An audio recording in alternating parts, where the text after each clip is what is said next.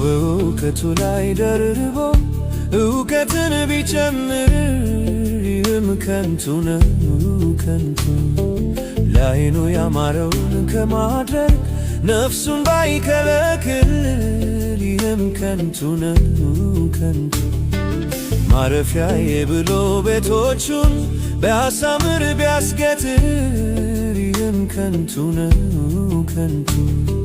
ብርና ወርቅ ማከማችቶ ለነገው ቢያስቀምጥ ይህም ከንቱ ነው ከንቱ።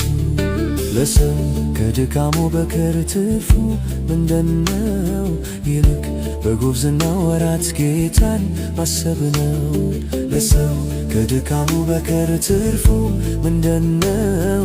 ይልቅ በጉብዝና ወራት ጌታን ማሰብ ነው።